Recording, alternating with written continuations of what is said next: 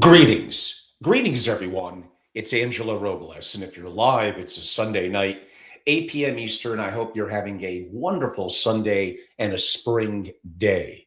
I am back from many of my travels for a short time, and I've been knocking off those videos pretty intensely. And I'll talk a little bit as I wrap up about some upcoming schedules where I may see some of you on the West Coast. It'll be a lot of fun. So, welcome, everyone. I'm Angelo Robles, founder at Family Office and SFO Continuity and Billionaire Mastermind.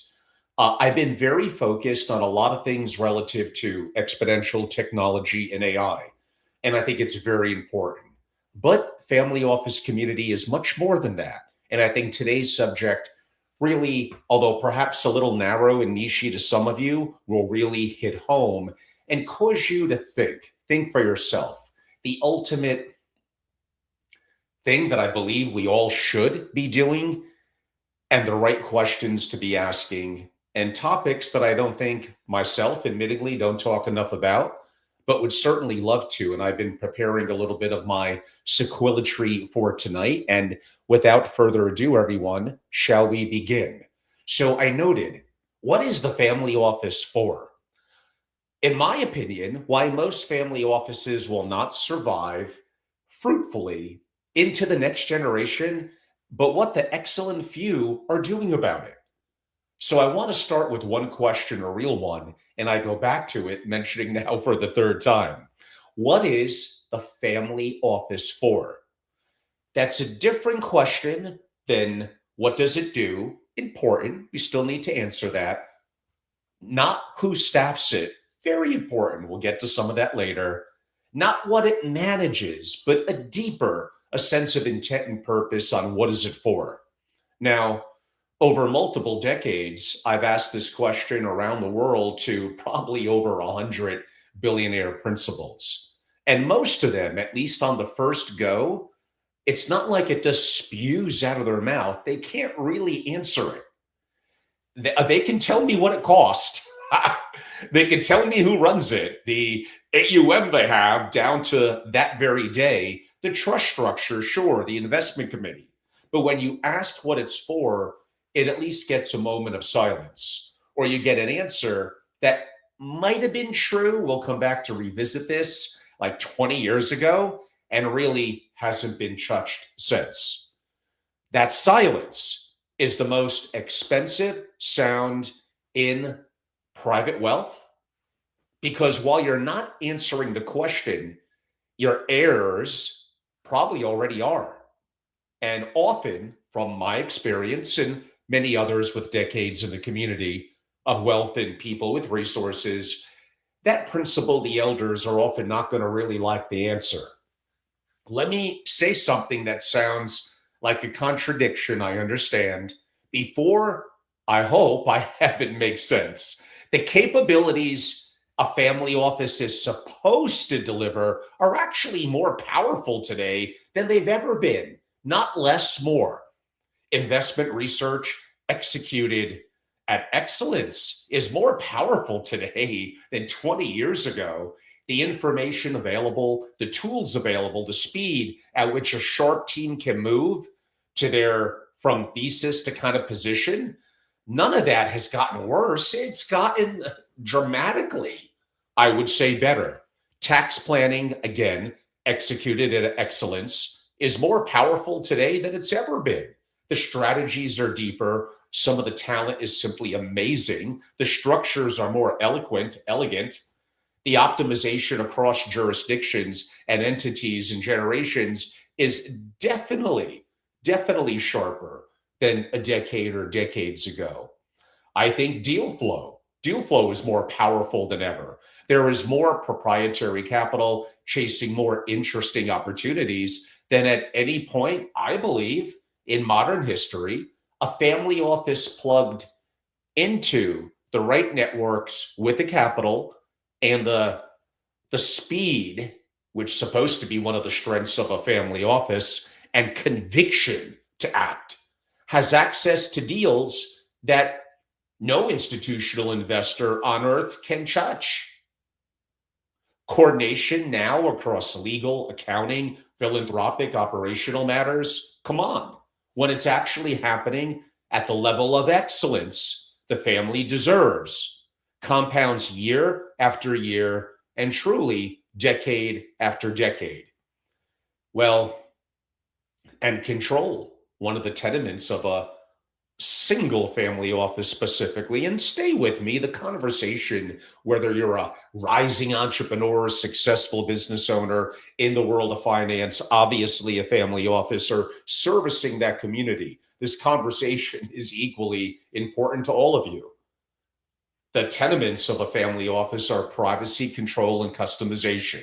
So control of capital, control of information, control of decision making, control of legacy, control of who has access to what. Control is probably the most underrated word in this entire industry. Control is the thing that every principal says they want, but truly, does every principal really have? Now, these are not obsolete capabilities. These are not commoditized functions. These are the most powerful functions in private wealth, AKA family offices and beyond. They are more powerful today than they've ever been. So, why is, and I believe this, why is kind of the single family office in some sort of crisis? Sometimes you have to face reality. It's in a crisis because the bar has moved, but most family offices have not. Now, I'm going to say something that's going to probably make some of you uncomfortable, at least within the community. Your heirs often already know your family office kind of isn't keeping up to their perspective. It doesn't mean it can't, it's not. And the answer gets a little complex. They haven't told you, well, partially because they love you, because they don't want confrontation or a fight, unless you're my child, then you do. Because you're the principal and they're not, because you're telling you would be the thing you built isn't doing the job anymore, and that may hurt, but they know. I know. I sit down and have for 20 plus years with the rising generation, some second gen, third gen, beyond, young, even under 18. And I ask them the same question that I ask the principals. What is the family? Well, what is the family for? Yeah, that's one question. But in this specific video today, what is the family office for? And the answers I get back are often nothing like what the parents would expect. Let's think about it. You got to dig a little deeper than on the surface here. And remember, we're in 2026. The heirs are likely well-educated and sophisticated. They have networks sometimes the family office doesn't have. They have access to deals through platforms the family office often would never even know to source. They're running investment theses with tools that produce sharper analysis in 20 minutes that some antiquated investment committees produced would take them months. They're watching from their perspective. I'm not saying I agree all the time. They're watching the family CIO present material that they could have produced themselves in an afternoon. They're watching a tax strategy and seeing optimizations that really aren't being made. So I know I could be a little bit tough on the young ones sometimes, but again, think of their education, their experience, the technologies and resources at some of their fingertips. They are watching the operational coordination and seeing 15 vendors with conflicting incentives that nobody is integrating that. And they're asking quietly at first, carefully, but they are asking, what is this? Can I go with the word to you? Institution, the institution of the family and the family office actually doing for us that we couldn't do, they think. I'm not saying they're always right, better, faster, and cheaper ourselves. That is the question your heirs are asking, and why most family offices don't last beyond the founder, which often is about 15 years. They're asking that right now about the family office that you built. And if you don't have an answer, they're likely going, in my experience, going to dismantle it the day they have authority to. Not because they're ungrateful, not because they're entitled, Maybe because sometimes they're right. Now, let me sharpen this a little bit. Most family offices in the world are operating at a level of execution that, like I kind of hinted at earlier, if the next gen were to put their focus on with today's resources, they can likely replicate on their own with, again, the tools and networks available to anyone with effectively capital, that's important, and conviction. If your family office is operating at that level, and most are, your heirs have already figured out that they don't need it or it's not optimized to their needs. And they aren't going to tell you that, or often even the family office that. They're going to wait. And when the transition happens, and I've seen this for decades, they're going to dismantle, and now more than ever, the institution that you built because it's not delivering anything that they believe they can't get better elsewhere. Again, one of the reasons why my private community for family offices, entrepreneurs, and executives is called SFO, the acronym for single family office. A little limiting, I'll agree. But the latter part, continuity, understanding the intent and purpose of the family, how that coordinates over into the family office, the culture, leadership. We're going to get to some of that and the importance of that within the family and the family office. But that word continuity, we have to wonder why there's challenges in families over generations, which a lot of it doesn't have anything to do purely with the investments. We have to understand why it's created by often a top-down authoritative governance because it's convenient that doesn't teach a level of more bottoms-up encouragement with rising generations, especially with more than one quote-unquote heir, depending on the size and scale of the family. So there's lots of complexities here, why most family offices don't last generation after generation. Sometimes they do, and that's great. And by the way, there are some times when even a great family office may have served a purpose and it's time to move on. We'll have some upcoming programs and even some guests later in the spring and summer where we'll go a little back and forth, maybe debate on something like that. But I think it's a very important discussion.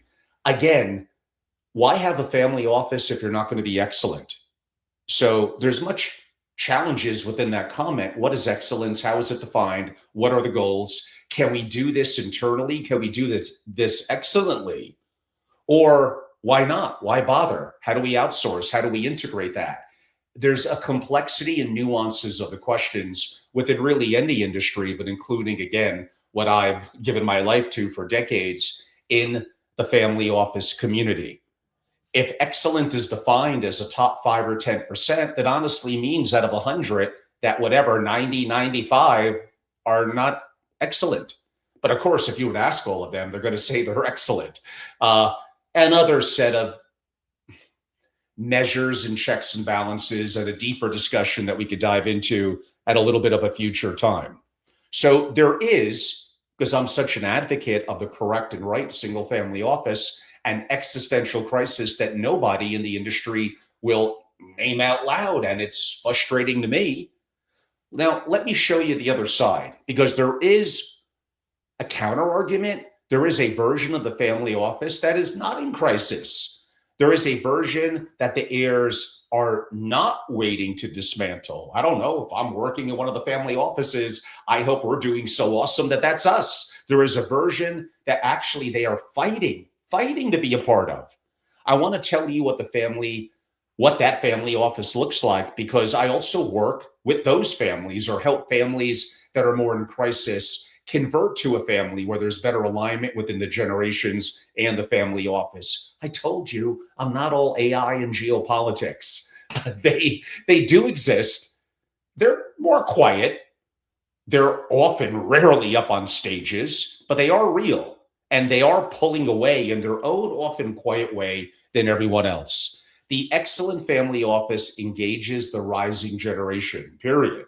Not as future inheritors, as current participants. Of course, this takes elder and family buy-in. It's a deeper discussion.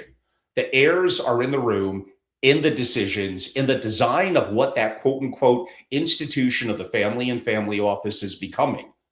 The principal will often need to decide explicitly, intentionally, that the next generation will not be handed a finished product per se and asked to maintain it. That's not going to work.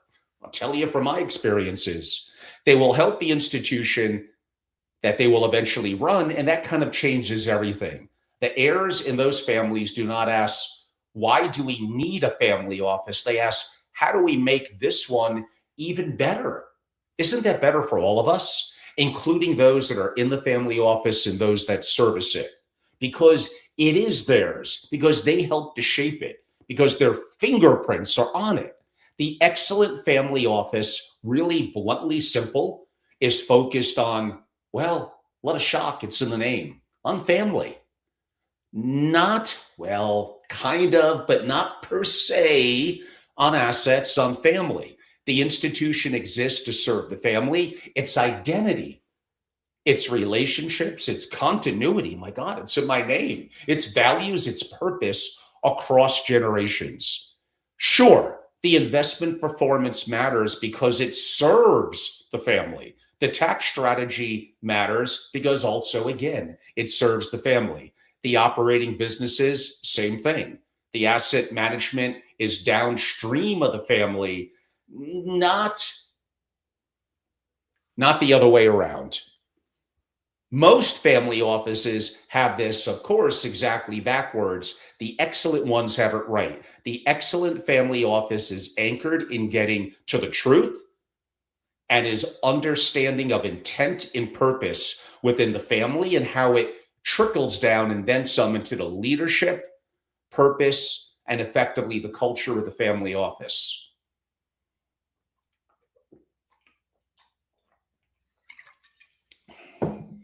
There is an organizing thesis that transcends really any single generation.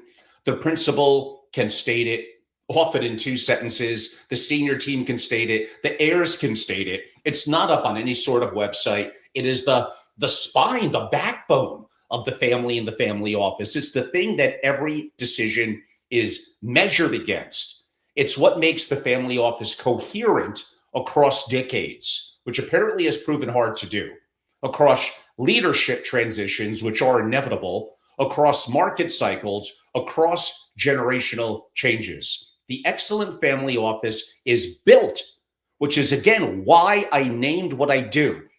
And I know it's a narrow name, SFO, continuity. It's built around continuity.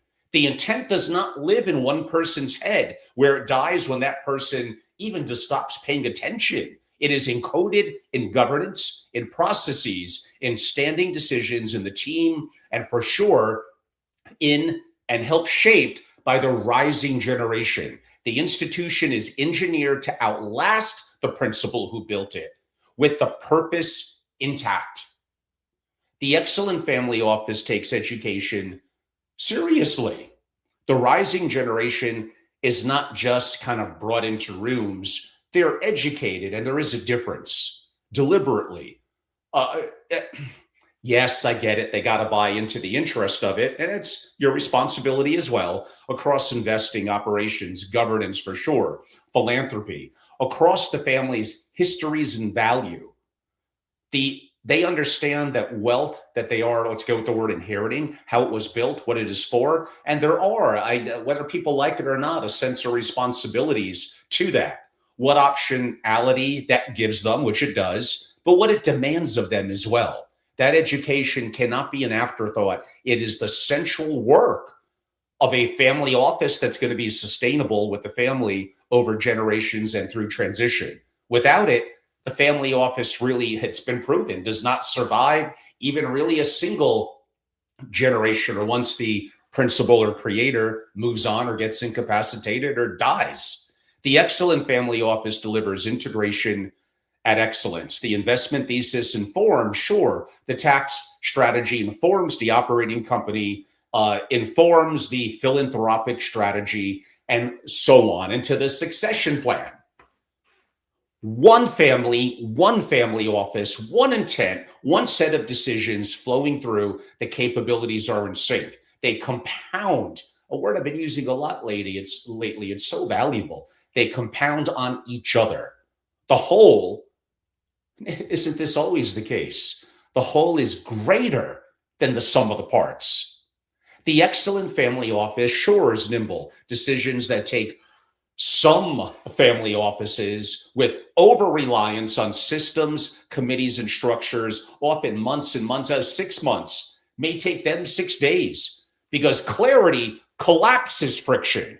The excellent family office is built around control as architecture, control of capital, control of information, control of the kind of the decision process, control of the perimeter, if I could use that verbiage, if you don't mind, control as engineered structure, not as a feeling the principal has when they walk into the office. The family office has to have that reason, that heartbeat to exist. The next generation will want to fight to keep it. The heirs will not ask, why do we need this? They will ask, how do we make this even stronger for the generation after us? Even though in time, I get it, goals change and the people will change. Like an excellent quality sports team that is good, often, sometimes it feels decade after decade. So, two completely different family offices. One the heirs are waiting to dismantle, kind of most. One the heirs are racing to inherit the same wealth, same industry, same era. The difference is commonly not capital. The difference is not access to advisors. The difference is the choices the principal, the elders made about what the institution of the family and family office is for, and how the rising generation is engaged about whether intent and purpose actually organize the work. Think about that. About whether continuity and education are taken seriously, or often they're talked about, but they're not taken seriously. And whether the family and family office is built to last beyond the founder. Maybe it's not. Maybe that is the right move. It depends. Now, let me tell you the most important thing I've learned over my decades being in the community and meeting incredible families and family offices around the world. The single most important thing a family office can do, and I promised I would come back to this, it's hire.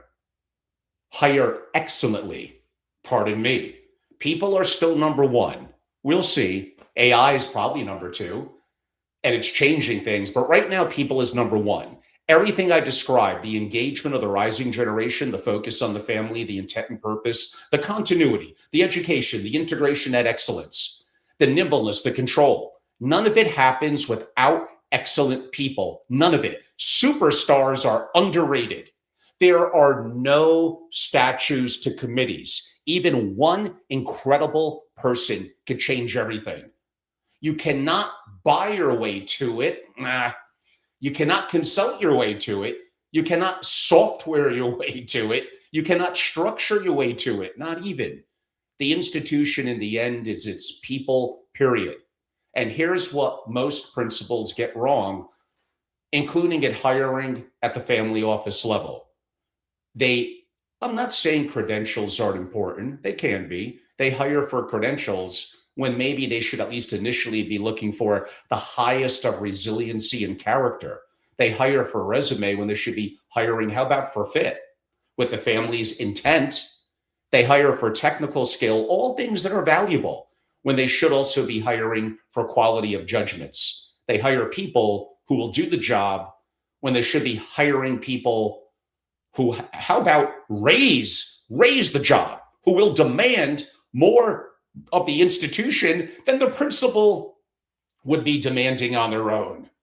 Oh, that is unfortunately harder to find than what it sounds. The excellent family office, relatively rare, should be a magnet for excellent people, because excellent people want to work on something that matters. They want to work for principals, families, rising gen who are serious. They want to work for rising generation members, at least initially, who are at least engaged. They want to be part of that institution of the family and the family office and be paid properly, very properly. But they want to be part of that intent. They want to operate at a level of excellence that they are capable of, not at a mediocrity that most family offices accept. Sometimes these mediocrity of family offices, your people have the inherent talent. The reality is most of us are not, well, you're getting into some of my talks I give at colleges now. I'll keep this part brief. Most of us are not the best versions of ourselves. We get comfortable. We're okay. We're trustworthy. We're competent. But are we incredible? You actually probably have a level of being incredible in you. Put your arrogance at the door, your ego at the door. Be a lifelong learner. Be a sponge. Put in the work. Put in the grind. Utilize some of the tools and resources. You hear me talk about AI all the time. You could be so much better. Now, is it up to the family, the heads of the family office, the leadership? Yes, but the buck at the end stops with you. Why don't you bring that all up on your own? In the intimate setting of most companies, family businesses, and family offices, what did I say? No statute to committees, only two incredible people. One incredible person, one superstar could change everything. Everything. If your family office can not attract that caliber of person, it's probably not a marketing problem. It's like a diagnostic. It's telling you something about the family and the family office itself. It's telling you that's the institution of what it could be. The family and the family office is not yet worth working for the people who would actually take it to the next level. And I'll go back and say, in family offices, give me a hand. For this excellence, you need to be paid at top level and properly, and you deserve it, every penny of it. There's other examples that I give relative to this. This baseball example is not a perfect analogy in a family office, but you'll get the gist of it. One incredible pitcher that could throw the ball at 99 miles an hour is worth 20 pitchers that throw the ball at 84 miles an hour. That guy's in today's game is going to get, they'll be batting 750 off him. So is one incredible person sometimes 2x, 10x, 100x what could be next? It is possible. It depends somewhat on the role. It's a little bit unique. Maybe that's true rarefied air and superstar. Maybe you're going to say, why are they going to want to work in the family office? Well, it depends. Maybe the family I'm talking about is a billionaire or decabillionaire family that has the resources and is striving for excellence and growth. We don't know. We don't understand what the goals are until we sit down and we break them down. Every family is different, but you'll find some commonalities and things that we learn along the way. Excellent people, basically do make excellent institutions. Mediocre institutions get mediocre hires. Mediocre hires perpetuate mediocrity inside the family office. That is the loop most family offices effectively get stuck in. I just see very, very few people who have the experiences that I have, and even those that are newer really talk about this. Forget what I discuss on geopolitical issues, deeper macro and AI. Here's yet another one, the challenges inside the family office and people. It's a sensitive subject. Some of you may find it a little off-putting, and maybe I shoot myself in the foot relative to membership. If you're like, hey, is Angelo really an advocate of who we are in the family office? I am the greatest advocate of the single family office of all time. I love and I dream single family offices. I just want excellence. And many of you actually do have, like I said, you're not yet the best version of yourself. Having the right mindset and resources and getting, treated properly and having the opportunities and compensated very, very well with encouragement for more are all things that we could work together better at. And I think that many of the people that talk in the community, sometimes you'll get Ron Diamond, my friend, and I know me and Ron getting some arguments here and there and butt heads a little bit on LinkedIn, but we're relatively on the same page in this one. Family offices need to get better. It starts with people. I'm going to put AI and technology are pretty close too. Systems are created by people. So that's number 3. You could actually have too many systems and it bogs down in bureaucracy. So that's not always good either. People, incredible people working together as a team. Nothing could beat that. I have no guarantees in 5, 10, or 15 years. AI is changing everything. But I know for now, this is very, very important. And I think family offices need to be held to a higher standard. You servicing them or working with them, the same thing. And maybe collectively, we could learn from each other and begin to make all of this begin to happen the way that it should. Now, breaking the loop of mediocrity, yeah, is it the principal's job? It's the most important job. It's the job that determines whether everything else I've talked about actually happens or doesn't. If you only fix one thing in your family office in the next 12 months, get the talent and that direction of the talent right, and you practically can't go wrong. Kind of fix who's in the room, fix who is making the decisions, fix who is sitting next to the rising gen and shaping how they think about the family's wealth and purpose. Get that right, and the rest becomes, kind of go with the word possible, get that wrong, and really nothing else, even the greatest AI, it's just not going to matter or matter as much. People are number one. Now, I want to talk to you about something else and have us all ties together that nobody in the industry talks about honestly. And that is the thing many of you, perhaps whether watching live or on recording, are somewhat wrestling with, maybe when no one else is watching. Now, do family offices add complexity? And do families and principals actually want that? Give me a second.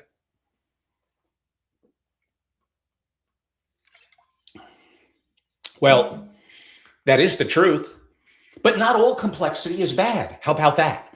Some complexity is necessary as the architecture of doing sophisticated things across generations, but it is complexity.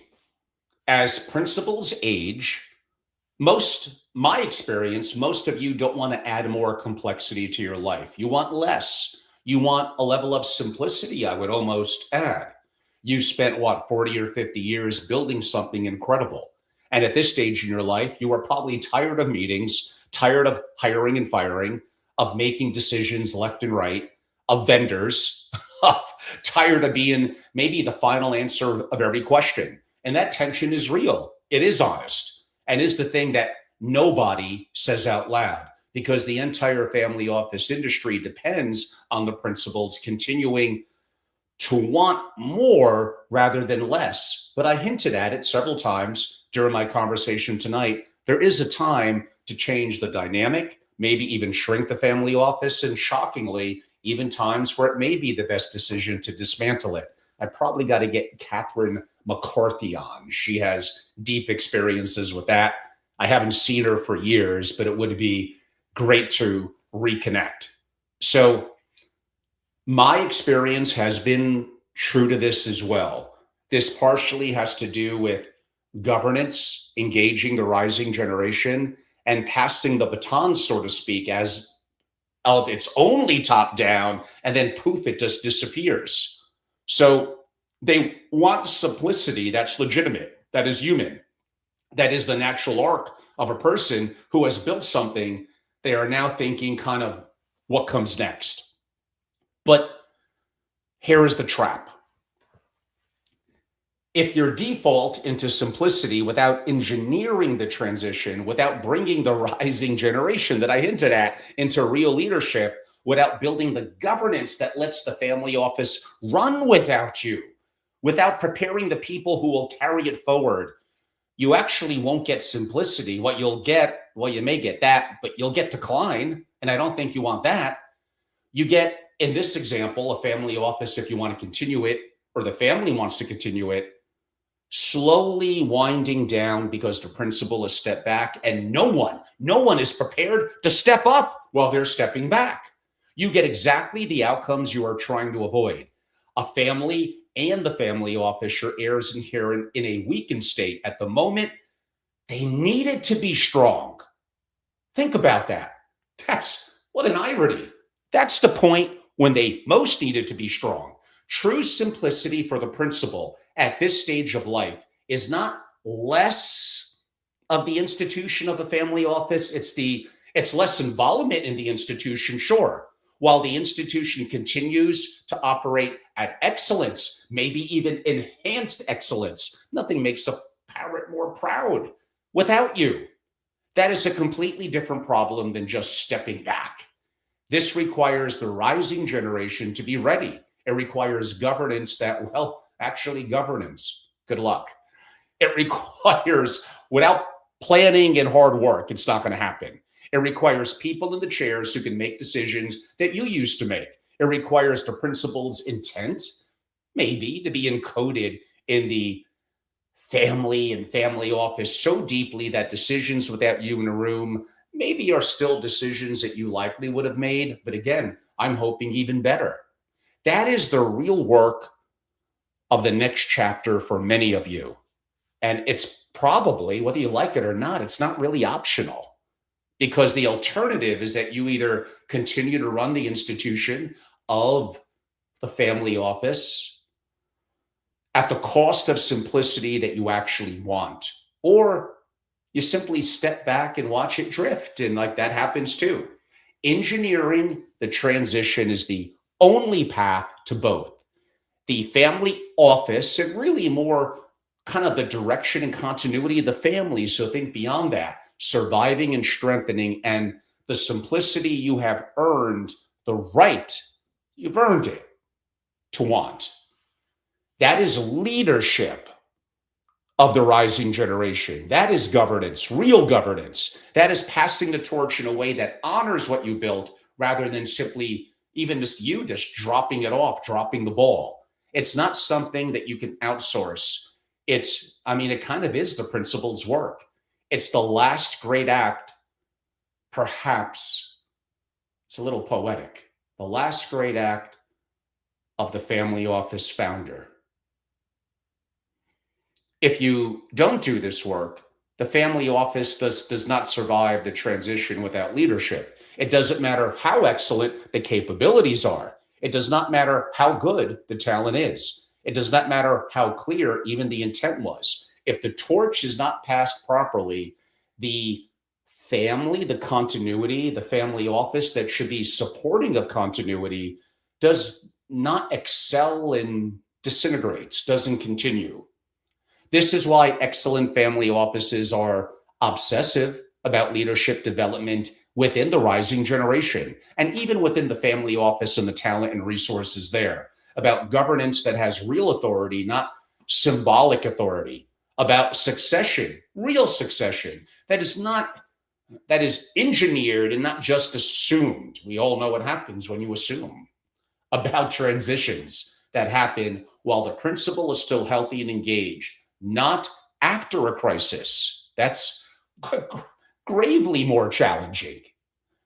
Most family offices are just not obsessive about any of this. They talk about it. They have advisors who tell them to plan for it. They sometimes will write some documents about it, but they don't do the work. And when that transition comes, which I guess is inevitable, the family continuity, family office they built is really just not ready. And the rising generation is not ready. And the whole thing wobbles or fails again at exactly the moment when you need it to be solid. If you're at the stage in life, understandable. I still have some years to go, I hope, where simplicity is calling you. It's just not calling me yet. And many of you are. The answer is actually not to step back. The answer is to engineer for the family continuity in the family office and the people so that you can step back. There's a difference with the family office continuing to operate and maybe even exceeding when you were more hands-on. With the rising generation in true leadership, with governance carrying the intent you set.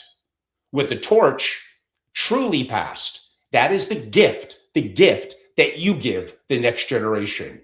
Not the wealth, the institution that knows how to handle the wealth, the legacy, and the people who know how to run the institution with excellence. What's one of the hardest lessons I've learned in my 20 plus years in this? The principals who built wealth are usually the ones most reluctant to ask the question because they built and what they perceive to be continuity for generations on end, but the, the they built the family office in the first place. The family office feels it's theirs, asking, what is this for? Kind of may feel like questioning their own judgment. It isn't, though. It's actually honoring the founding. The family office you built was designed to serve the family, you, sure, but your family, your bloodline across decades longer. The only way that institution of continuity and family office serves a family across those decades or longer is it willing to interrogate itself every few years and ask whether it's still doing the job at the level that I think you and the family deserve.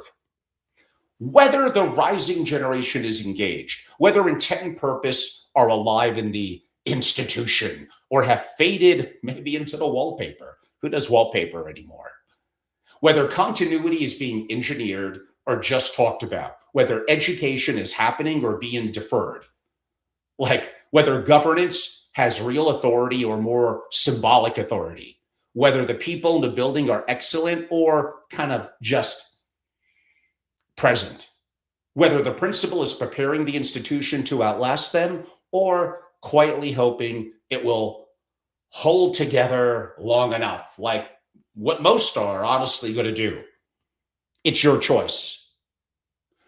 The capabilities have never, like I started early in this, never been more powerful. The bar has never been higher. The opportunity to build something genuinely excellent, something nimble, in sync, under control, anchored in intent, focused on family, engaging the rising generation, governed properly, staffed by incredible people, ready for the transition has never been greater.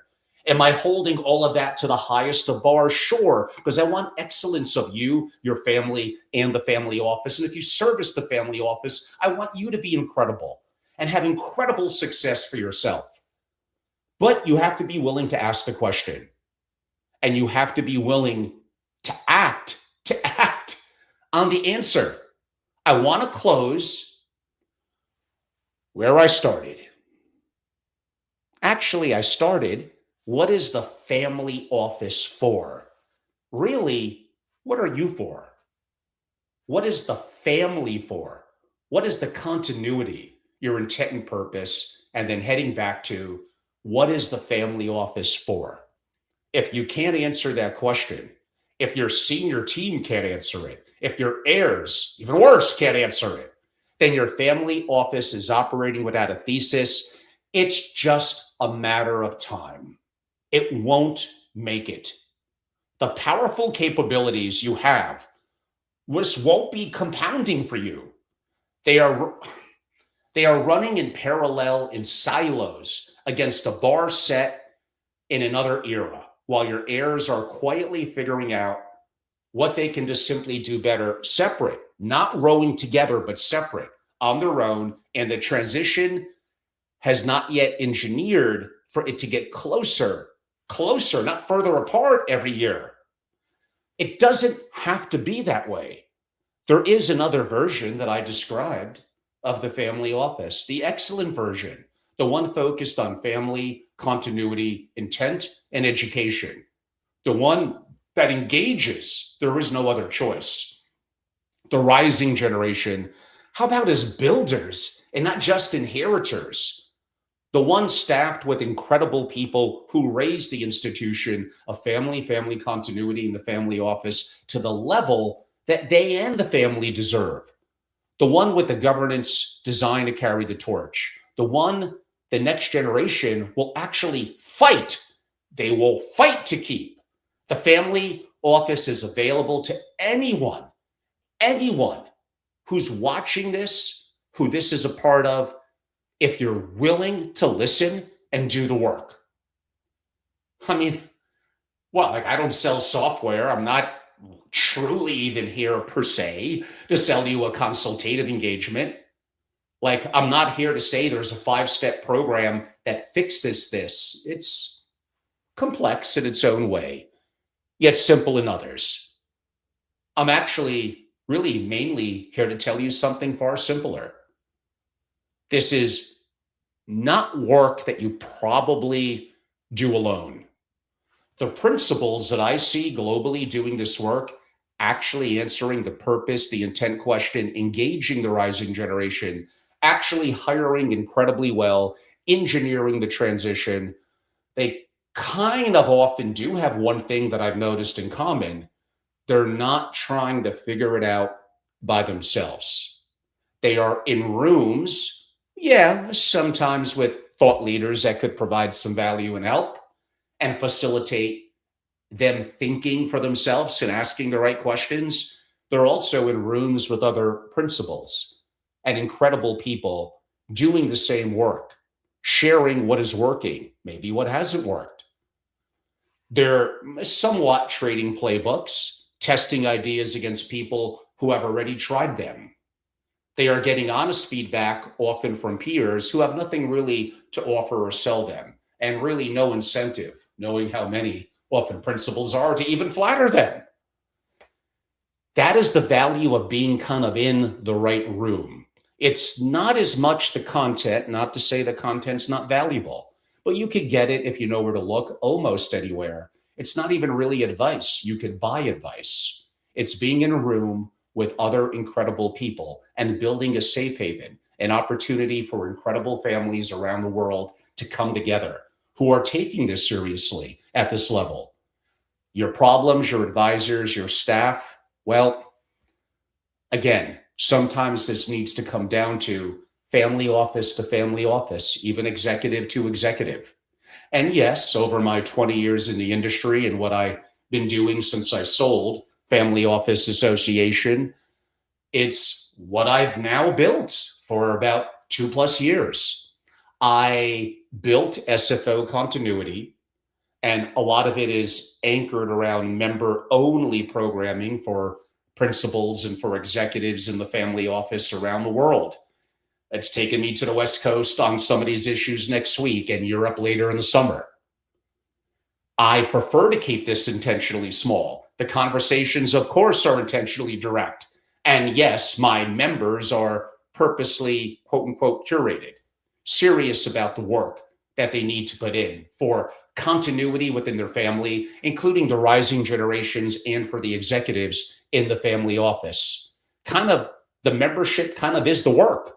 The resources are real. The peer relationships are the most valuable asset because the people in those rooms are the only people who can actually understand what you're trying to do, because they're likely trying to do the same thing and solve some of the same problems. Each family is going to be different, but sometimes we can't see the forest through the trees. And having someone who's in your shoes step back and give commentary is very important.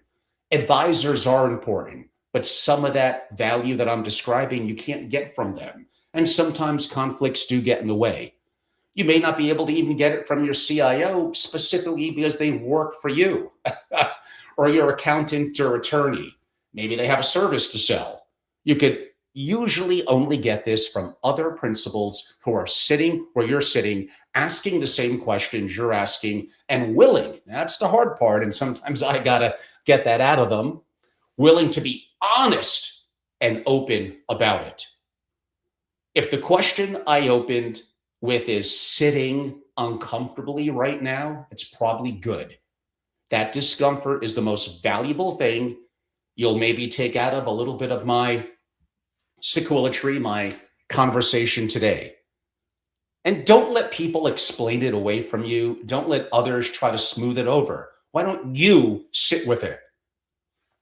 Whether it's thinking tonight or going home and asking your heirs the question, look at who is sitting in the senior chairs of the family per se in the family office and ask whether they are excellent or just present.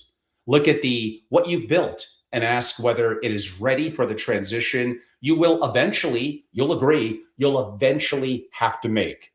And then, if you so desire, come find me. The families that are pulling ahead here may not necessarily be the ones with the most capital.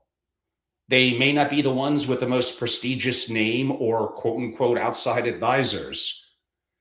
They probably won't even necessarily be the ones with the longest histories.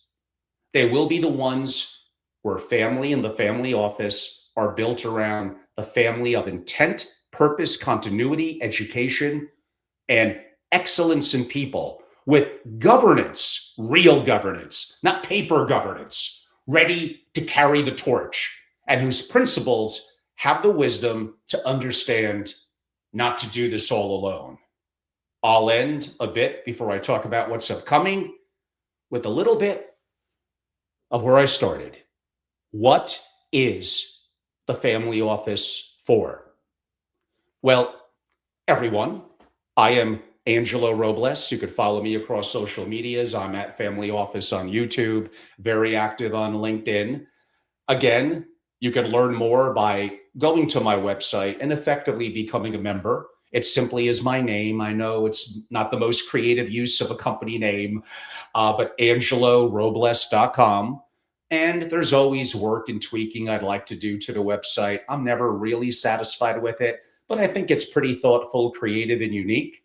And again, membership is very clearly noted on there and a way for you to instantly join and become a member. Is it the lowest cost option in the community? No. To some degree, you get what you pay for. And if the things that I spoke about today hit home, if I'm telling you, how does it sit with you? Coupled with, again, the incredible peers of what I've earned and built over decades, and in my new organization, which is officially called SFO Continuity, and has incredible members, some of the best families and family offices in the world. And again, I'm not the guy who's going to be most agreeable. I'm going to challenge assumptions. I'd like to hope I come at it pretty intellectually and have deep experiences in it. And I'm not here to kiss butt. So we're here to get to the truth. However, that may be specifically defined for you. So again, I know many of you are saying, Angelo, all I ever hear you talk about, and I hope I'm opening up some eyes, is AI. And I think AI is just groundbreaking from an investing, even a geopolitical, a governmental, society, and obviously practical use within the family office. And I am living in that 24/7 and think by far that I have the best resources in the family office world for that. And many of you know that I like to talk about sovereign issues, government, geopolitical issues, all things that really no one else in the family office world wants to really tackle or has a passion that they convert with knowledge to be able to provide a level of value that's going to be a value, whether you agree with me or not. And again, I want to have maybe strong opinions, but weakly held. But sure, if you want to get into the weeds about family office structures, about tax issues, about some of the governance things and some of the deeper purpose and intent that we discussed today, please don't doubt my experience in the community and the fact that I have a level of resources, internal knowledge, and incredibly deep connections about all of these topics as well. I just feel the areas that I mentioned where I have a pretty massive edge on when it comes to me practically using and doing incredible things with some deca-billionaire families relative to AI is an incredible edge that I have. But the topics that I spoke about tonight, you can hear it in my voice. I have a passion for it. It's important. I think there's other voices that also are relatively loud from this perspective, and some of them do a good job. So my distinction isn't quite as maybe strong as it is in areas around macro geopolitical or definitely AI and broadly investing. I'm extremely active in the world of investing. Tomorrow, my live, it's going to be a doozy. I think I'm going to do it at 8 p.m. Monday night, and I'm just going to share a lot of the things that me and some significant friends are doing from an allocating perspective, naming names, and mostly in public markets. So just do your own diligence and do what you want to do. So we'll see how crazy I go with that. But again, for those of you that felt, oh, Angelo never talks about some of the issues that he spoke about tonight, trust me, they are very important. They're very valuable. and they're effectively in my company name, which ends with continuity, SFO continuity. And there's some incredible deeper thinkers and thought leaders in these subjects, many of them that I've known for 20 plus years. Now, yeah, me being me, I'll get in some arguments with them here and there because I just don't want any of us to get too comfortable, and we need to challenge assumptions. In the end, I want families and family offices to be incredible. I want them to be great. So I'm going to be a little loud, a little bold, a little bit pushing boundaries. And oh my God, don't forget at my heart, before I got heavily active into AI a couple of years ago, really my biggest strength was practice management in family offices. I love Peter Drucker, Jim Collins. Like those are training and learning kind of under some of the incredible resources that they have. Just so much that I learned. And even books like Gary Keller's One Thing. It is just so much incredible resources, but distilling that and sharing that and the uniqueness, how it could work within the family office, especially a single family office that's very unique, is incredible. And yes, AI is now impacting all of that, including the things I spoke about tonight and with the rising generation, of course, that is going to be very valuable as well. So what's upcoming tomorrow solo? I can't wait. Again, investing is one of the things that I really enjoy. And I'm lucky I've interviewed much of the big hedge fund, private equity, venture capital managers over the years, Ray Dalio and Peter Thiel and so many others. It's just been blessed for me, all that I learn. But then as I get older and get experiences and know that things are changing now, and that's where AI is going to come into play, where I think a lot of the paradigm that from the investing perspective is very different in things moving forward. So tomorrow is going to be awesome. I'll probably do one or two other lives. I'm going to start to get back to doing some more interviews. I probably have the world leader on cyber for family offices. So we're going to go hardcore in AI and Claude Mythos. Finally, someone I could talk to about that. So that's coming up in a couple of weeks. I got one of the biggest names in digital and crypto. And I think we got someone in practice management. I know that may be a little boring, but now you're really getting close to my passion when you talk about that. Again, some of you are just that are newer to me. You'll only think it's single family offices and AI. I promise you, it's a lot deeper than that. And for my members as well. That will take me into the weekend. I'll be heading out to LA for the Milken Conference. I'm co-hosting kind of a house party on Sunday, beginning at 2:00. I'm doing 2 lunches next Monday and Tuesday. I think that's May 4th and 5th. And then I'm leading a breakout room at Uncorrelated Alts at the beautiful Fairmont Hotel for family offices. I might end up doing a little soiree and a dinner as well. So it's going to be a very intense kind of 3, 4, maybe 5 days in LA. Hey, if you're a member, I better see you. If you're not a member, of course, you're going to go to angelorobles.com and join so you can jump into everything that I'm doing, including those 2 private lunches. And as those are going to be incredible. So I do look forward to my travels. I don't do as much in videos. I got to start to do some more remote things. I got to get a little more consistent about that. I would agree. And there's just not many people doing kind of on the spot where you got a selfie and you're just talking. Lord knows I have no problems talking. My problem is I talk too much. I get it. Then I come back. I got some of the digital interviews. So as I noted, that will be fun. And just so much going on in Greenwich, New York, and a little bit of Jackson Hole this summer. And come on, you can't let an hour go by. And I'm not going to mention June 23rd and 24th in New York City, my beloved 2 days with the world's greatest instructors, my AI Family Office Masterclass. Those that went through it last year will tell you it was incredible. We've 3x'd it. Just so much going on and fine-tuned it since the last one in November. It's going to be great. You have to be a member to be a part of it. It's exclusive. I don't care if 3 people in a room, then they're going to get a lot of attention. A lot.